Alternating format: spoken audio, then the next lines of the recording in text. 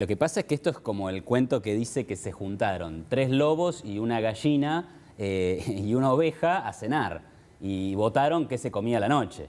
Bueno, los 3 lobos votaron que se comían a la gallina y a la oveja. Obvio que va a haber consenso para eso, ¿no? Entonces, ¿el consenso qué es? Vamos a aumentar ingresos brutos, vamos a crear el impuesto a la herencia. Así nos ponemos de acuerdo todos, porque no pagan ellos, pagamos nosotros. Bueno, todo eso con el invitado de ahora, Iván Carrino, economista. Gracias, Iván, por esta visita. A vos. Buenas noches, ¿cómo estás? Bien. Si te preguntamos nosotros con Leandro y con Lina, te tiramos así, ¿vos me podés decir qué inflación y cuánto va a estar el dólar el año que viene? ¿Una estimación?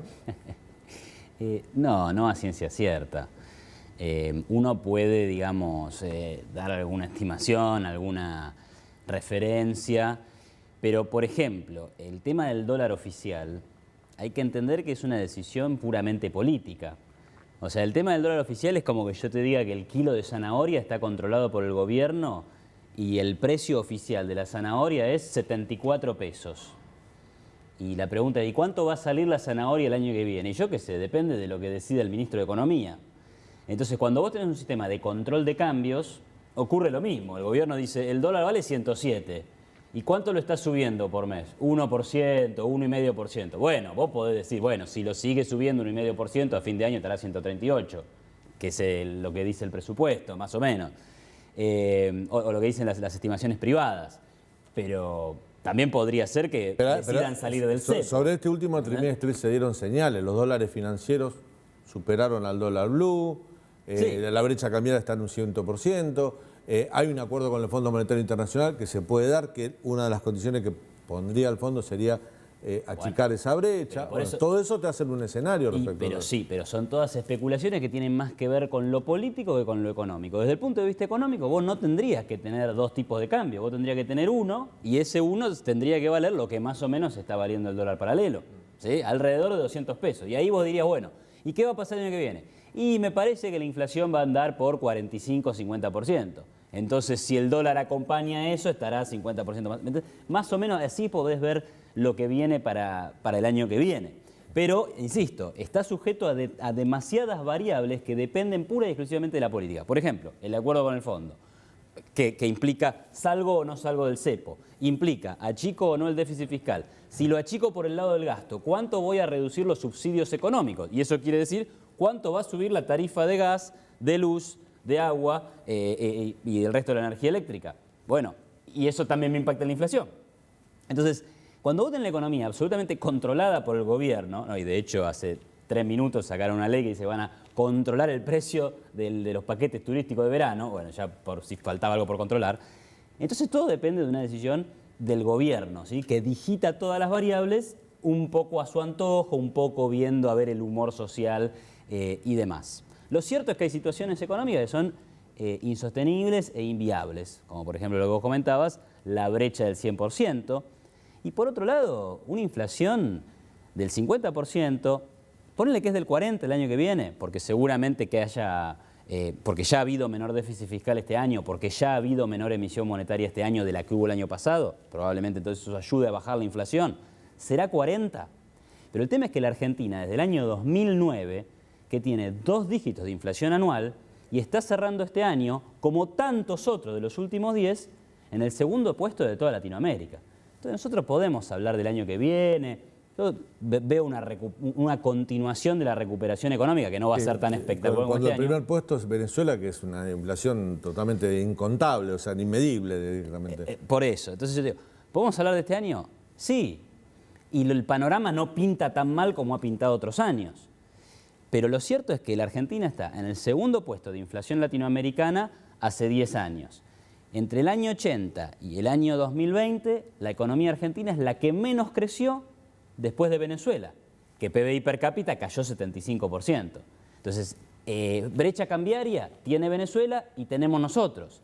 Ese es el punto. No importa el año que viene, importa qué políticas vamos a tomar el año que viene para ver si este país puede empezar a funcionar de forma más normal por los próximos 10, 15, claro, si no 35 años, ¿no? Que ese es el punto. ¿Qué pasa si el año que viene no hay acuerdo con el fondo? ¿Qué pasa con el dólar? ¿Puede haber una crisis cambiaria? Bueno, si no hay un acuerdo con el fondo, lo primero que hay que entender es, hay un acuerdo con el fondo, que es el programa que firmó Macri, que implica un cronograma de pagos de vencimientos. Hasta hoy se están haciendo. ¿Por qué? Porque cada 3 o 4 meses tienen que pagar 1.500, 1.800 millones de dólares. Salen de las reservas. Si no hay acuerdo, bueno, el primer trimestre del año que viene tenés que pagar más o menos 8.000 millones de dólares. Bueno, ya las reservas van a quedar un poquito maltrechas. Y hacia fin de año no llegás. Entonces el tema es ese. Que no haya acuerdo puede querer decir que eventualmente tengas un default con el FMI. Y un default con el FMI que implica, bueno, menor crédito, tanto para el sector público como para el sector privado, un salto o un mayor aumento del riesgo país, que igual ya hoy está en niveles insostenibles de 1.700, 1.800 puntos, mayor incertidumbre, lo que puede llevar a mayor demanda de dólares. Y por otro lado, como vos no vas a tener crédito en el sector público, bueno, implica que el gobierno va a tener que seguir financiándose con emisión monetaria o probablemente con algún que otro aumento de impuestos, como ya se está discutiendo ahora, ¿no? Entonces, en ese sentido es que no arreglar con el fondo, eventualmente entrar en una cesación de pagos con el Fondo Monetario Internacional, sería muy complicado para la economía. Otro dato adicional, países que no le han pagado al Fondo Monetario Internacional, que nosotros conozcamos, Grecia y Perú. Después, Sierra Leona, Cuba, bueno, Cuba lo conocemos, pero igual, digamos, ¿no? Son países donde uno quiera imitar económicamente, ¿sí? Y cuando Grecia no le pagó al FMI, impuso un corralito. Cuando Perú no le pagó al FMI en los años 80, terminó en una hiperinflación. Entonces, no son escenarios optimistas. Yo no digo vaya a pasar lo mismo en Argentina, porque además en Argentina ya estamos muy mal en materia de credibilidad, pago de deuda, inflación. O sea que pero se van a deteriorar todavía más las variables. Y no es solo una cuestión de, bueno, financiera, ¿a quién le importa el riesgo país? A la larga le termina pegando al salario de la gente, a la creación de empresas, a la creación de trabajo. Iván, es duro, ¿no? este consenso fiscal que se anunció ayer, antes de ayer lo anunció el presidente, que salvo Rodríguez Larreta, el resto de los gobernadores de alguna manera lo firmaron. ¿Lo celebra la política y lo padecen los privados? Sí, bueno, es un consenso, digamos. Esto es como... Te digo, lo celebra la política porque le das a los ejecutivos la posibilidad de generar nuevos impuestos para recaudar más. Y lo padecen los privados porque son los que tienen que pagar. Digamos, incluso Guado de Pedro lo celebró un poco diciendo que era una forma de mostrar que la dirigencia política esté unida, ¿no? Y sea como una forma de coquetear con el fondo. ¿Lo ves así? Bueno, lo que pasa es que esto es como el cuento que dice que se juntaron 3 lobos y una gallina y una oveja a cenar. Y votaron qué se comía a la noche. Bueno, los 3 lobos votaron que se comían a la gallina y a la oveja. Obvio que va a haber consenso para eso, ¿no? Entonces, ¿el consenso qué es? Vamos a aumentar ingresos brutos, vamos a crear el impuesto a la herencia. Así nos ponemos de acuerdo todos, porque no pagan ellos, pagamos nosotros, ¿sí? Ahora, ¿puede esto ser bien visto por parte del Fondo Monetario Internacional? Bueno, en el fondo, al fondo, valga la redundancia, le interesa que vos equilibres las cuentas. El tema es, no las vas a equilibrar subiendo impuestos. Argentina no tiene un problema de recaudación, tiene un problema de exceso de gasto, y te voy a dar 2 datos. Entre el año 2002 y el año 2015 la presión tributaria subió más o menos 15 puntos del producto. Solo de derechos de exportación, es decir, retenciones a la soja, al maíz, las retenciones a todos los sectores productivos que existen, entre el 2003 y el 2020 se recaudaron 130.000 millones de dólares, es decir, 3 veces más o menos lo que le debes al FMI. O sea, no hay un problema de recaudación en Argentina. Se ha recaudado a más no poder, ¿sí? Entonces, acá vas a cobrar impuestos que te dan muy poquito, o sea, no te van a servir para cerrar el déficit, hay que cerrarlo achicando el gasto, y encima es otra mala señal para la economía. Argentina tiene alta presión tributaria, tiene muchos impuestos, y impuestos a ingresos brutos e impuestos a la herencia deprimen la actividad económica. Guzmán plantea que va a haber un sendero de reducción del déficit fiscal, pero él siempre dice que va a ser a través del crecimiento y el crecimiento va a generar más recaudación. ¿Vos ves ese escenario para el año que viene o ves un escenario de estanflación, de inflación y estancamiento de la economía? Sí. De la estanflación medio que no vamos a salir de forma fácil. Vos pensás que igual si la economía crece 3%, estamos totalmente abajo de la tendencia. Estamos en un PBI per cápita que debe andar igual que el del 2010. O sea, falta mucho para que la Argentina crezca realmente y salga de niveles que alcanzó en algún momento de su historia reciente. Ahora, respecto de vamos a crecer y entonces se va a achicar el déficit fiscal, bueno, lo mismo dijo Prat Gay, lo mismo dijo Duhovne. O sea, al final todas las apuestas de los programas gradualistas, y este parece ser un programa hipergradualista, es ese. Tranquilos que vamos a crecer y entonces vamos a generar tanta recaudación que no va a ser necesario bajar el gasto. Bueno, terminó muy mal el gradualismo 1.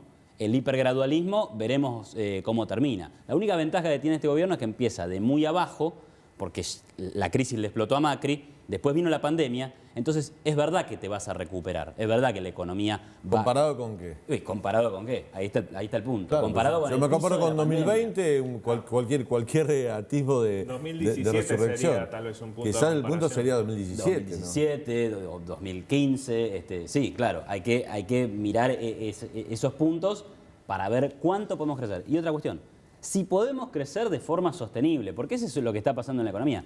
Desde el año 2011, que Argentina no puede encadenar 2 años seguidos de crecimiento económico.